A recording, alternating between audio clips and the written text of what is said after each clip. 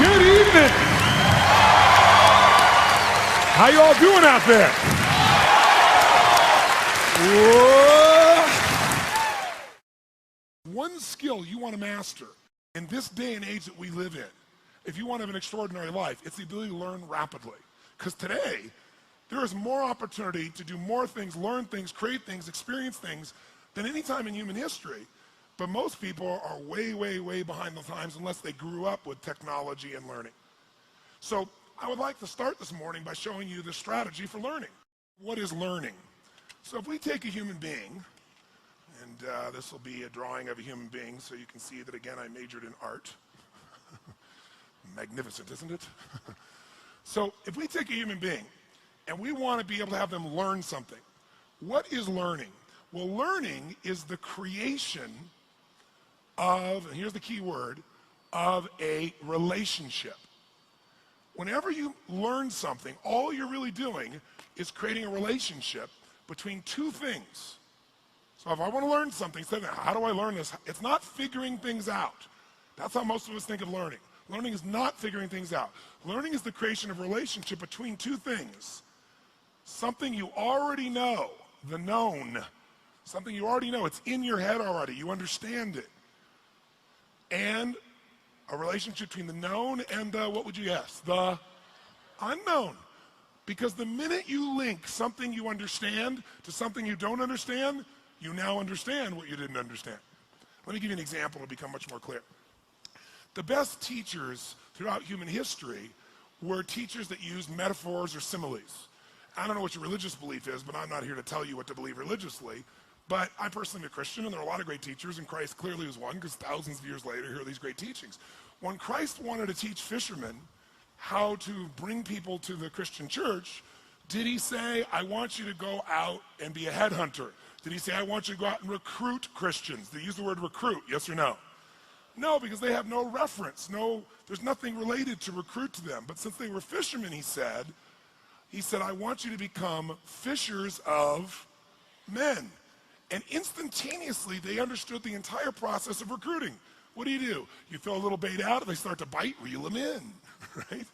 They understood the entire process because he related something they wouldn't have understood, like how to recruit somebody for a church, to something they already understood, something they already knew. How many follow this? Say I. How many of you saw the movie Dances with Wolves with Kevin Costner? Did you like it? It's been a long time. Now, do you remember in that movie there was a scene where Kevin Costner meets these three Indians for the first time? He's sitting in his own little camp, and these three Indians come in on horseback. Do you remember that? And it's the first interaction with the Indians. And it's kind of a tense moment, because he doesn't know if they're going to attack or what they're going to do. And they come up, and they're just standing there. And he looks at them, and they look at him, and there's this moment of silence. And all of a sudden, the Indian goes, ha, ta. And he searched 10 million files and goes, nope, no knowns in there. Right? And the other Indian goes, oh, so ha, ho, ya, man, no, ho, ya, ma, ha. And he's like, I don't know, right? So he says, well, hello, how are you? And they hear, they search their files and find nothing. So then he does something really smart. He starts doing this. He bends over like this, takes his fingers like this, and he starts moving his leg like this. It goes, buffalo, buffalo, buffalo. And the one Indian looks at the other Indian and goes, he's been drinking too much fire water. Remember? And the other Indian goes, no. And he goes, buffalo, buffalo. And the one other Indian, he goes, ah. And he puts his fingers up like this, doesn't he? And he goes, tatunga, buffalo, tatunga, buffalo, tatunga, buffalo, tatunga. What happens? He now knows tatunga is, and they know buffalo is. Immediately there's learning, because he figured a way to get across something they both knew, they'd both seen on the plains, and linked to something they didn't know, tatunga or buffalo, depending upon their life experience.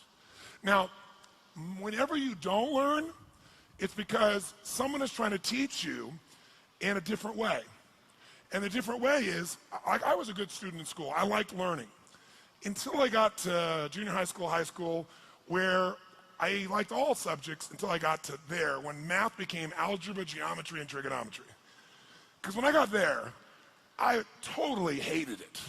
So I had no motivation to really learn it. And with no drive to learn something, you don't. But then secondly, since I wasn't driven, it was also the class that usually had the most homework. And if you didn't end the homework and you came in the next day, it was like being in a foreign language class. The hypotenuse of X, Y, Z over, and all I'm hearing is, my brain's searching, going, I don't know what that is. So then I would raise my hand to ask a question, which is not a good thing to do in that environment. So I'd say, well, what is a hypotenuse? And they go, oh, you don't know? That's really like, you don't know. So if you want to learn something, if you're not learning, it's not that you're not smart. It's not that you can't figure it out. It's that the person is explaining it using references you don't have. So I've learned things like quantum physics. I've learned things like nuclear power from physicists. And I'll say, okay, explain to me how that's like an orange, right? How's that at least like a solar system? Something I understand. And sure enough, once they make that linkage, you got it. You understand the relationship. You understand what things are. So this morning, I want to share with you strategies, but I'll do it by using more of a known. So why don't you write down strategies real quickly as the definition was given to us when I was learning. A strategy is a set of neurological impulses organized into a specific syntax which shapes emotional, biochemical, behavioral responses to such an extent that the stimulus response is consistent. That's how they described us what strategies were. And so we were lost about halfway through the third sentence. And so what happens is when you can't figure it out, then you go in your head, you go, I can't figure it out, what does he mean, what's going on? And then you're gone because you get out of state of being able to learn. So that's why I took 4.5 days. So I'll give you a simpler definition. A strategy is nothing but a specific way of organizing your resources. It's a specific, underline specific, it's very important, it's a specific, it isn't general. A very specific way of organizing your resources in order to, keyword, consistently get a very specific result. So it's a specific way of organizing your resources in order to consistently, not once in a while, consistently get the result you want. Now, what is a resource? Well, it depends on the environment you're using a strategy in. Is time a resource, yes or no? For getting the results you want in your life, yes or no? Is human emotion a resource? Yes, if you use anger, are you going to get different results than if you use joy? Is your physiology a resource for creating that emotion, yes or no? What about the pictures you make in your head? Is that a resource? Is what you say a resource? Words a resource, yes or no? Sure. So there's unlimited resources, but the way you organize those resources determine whether you're broke or rich. Your time, your mental focus, your attitude, the way you work or don't work, where you spend money or don't spend money. See, it's not can you be rich or poor, it's just strategy. The problem is most people are unaware of what their strategy is. Most people have an excellent strategy for having too much month at the end of the money. Excellent strategy, and it's very effective, and it consistently produces that result, doesn't it? How many have ever mastered that strategy in your past? Say, aye.